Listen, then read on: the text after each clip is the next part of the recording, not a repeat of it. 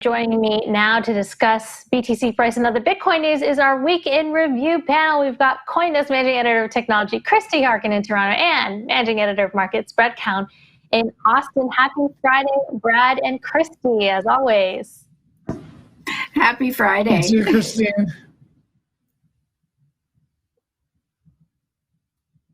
Hello there, Brad and Christie. Yep, we can hear you. Okay. All right, let's start off with the markets first. So, Brad, for weeks, the trading range was 19,000 to 21,000 for Bitcoin. It appears to be a leg lower.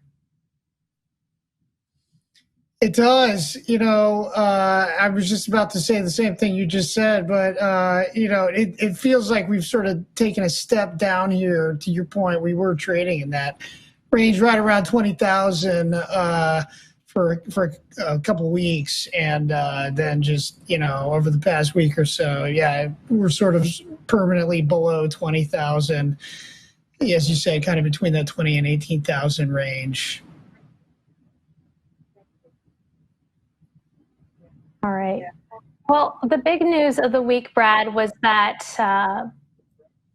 Fed Chair Jerome Powell announced, and the Federal Reserve FOMC announced a 75 basis point rate hike. So we're also seeing a coordinated raise from the Bank of England, other central banks around the world. And so that is certainly having a dampening impact on traditional markets as well as risk assets like Bitcoin. Yeah, I mean, what's interesting is Bitcoin, it's down, right? And as we were saying, it's turned bearish, but we're not falling out of bed. And in traditional markets, things are pretty haywire right now. I mean, it really feels like the system is really feeling a shock. We were just chatting on the internal channel. I was noting that one of my colleagues was posting that the euro is below 97 cents. The pound is down below 110. The dollar is super strong. The Fed, they're looking at really, really stiff rate increases to bring down inflation. Chairman Powell of the Fed saying this week that they're basically going to drive the economy into a recession. I mean, he was pretty much said that without using those words. That was kind of the market takeaway. Inflation's still at 8.3%. It's not clear how this is going to work out. All these central banks are fighting their own inflation. Markets are already in the tank. I mean, in that sense, it's pretty good that Bitcoin's hanging in here at $18,000. I mean, obviously we're down a lot, but it could be worse, and it is kind of holding in there. So anyway, that's kind of interesting. I want to see that the Dow is hitting a 2022 low, falling below 30,000 points today. So certainly the markets are not doing so well on the equity side, but the dollar is going strong. Tell us a bit about that and its impact on Bitcoin. Well, I mean, the dollar, when people talk about the dollar being strong, okay, what they're really talking about is it's strong versus other global currencies, the major currencies, the pound, the yen, the euro, and like the Swiss franc. And Bitcoin is denominated in dollars. So in that sense, it's kind of like oil prices. But I mean, or gold, you think about Bitcoin as a currency, and then maybe you think about Bitcoin, just, a lot of people would not accept that, but a lot of people would think about it like that. And then you think about, it's sort of maybe trading in a basket with some of these other global currencies, which is also kind of a leap of faith, to start to think about it in those terms versus a risky asset like stocks. So as the dollar, basically what happens is the Fed is pushing up rates, and that makes U.S. bonds more attractive because the rates go up on bonds, and then people all around the world want to put more money into these U.S. bonds. And so then people need dollars in order to go into the U.S. bonds. That pushes up the value of the dollar versus all these other currencies. And because the dollar is the global reserve currency, it's used for, central bank reserves and trade all over the world. It kind of almost puts really severe pressure on all of these foreign economies. I mean, what is kind of interesting? We're seeing a lot of headwinds out of Europe as well, Brad.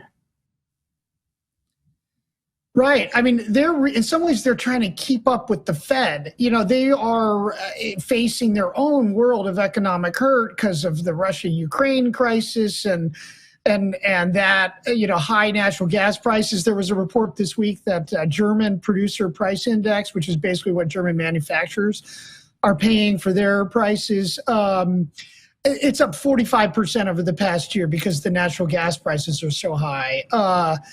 And so their economy is really struggling. And then all of a sudden they're getting the additional pressure from the Fed and the dollar, which adds to their inflationary pressures. I mean, I guess it's good for the manufacturers if they can make more money on the exports. But it has all, the dollar, the Fed, the dollar, anything that happens with the Fed and the dollar has global ramifications. And I mean, it almost feels like Bitcoin's just kind of watching this unfold. Mm-hmm. And it's not a pretty sight, Well, let's turn over to Christie, because in this down bear market, it could be an opportunity to stack some sats. And I see that there have been a number of projects that have been launched where you can do just that. And one that was announced this week was called Bitcoin Solitaire by THNDR Games. Maybe you could tell us a bit about that.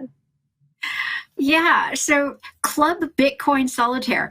This is a product of THNDR Games. It's a play-to-earn mobile version of Solitaire, which is an absolutely classic card game. Something like over 1 million downloads of regular, like the Microsoft version of Solitaire is out there, way more than 1 million, I think. I've played it a few times myself, and it's kind of cool that this is a game that you can use to earn a little bit of Bitcoin. I mean, I played it for, just to try it out, and I got like 2 cents or something. Not a lot, but if you're addicted to a game and you can earn some Bitcoin doing it, why not? The other one that also was announced this week is called Fountain Podcast. Now, it actually came out a year ago, but they just updated their UX. So it's actually, it's a little easier to use and to get a few Satoshis from it. So this is a listen to earn podcast app, and it allows its listeners to get paid in Bitcoin for their first hour of listening per day. So if there's one, say, I don't know, one of our CoinDesk podcasts that you really like and you listen to every day, you can listen for the first hour and get free Satoshis streamed right to your in-app wallet.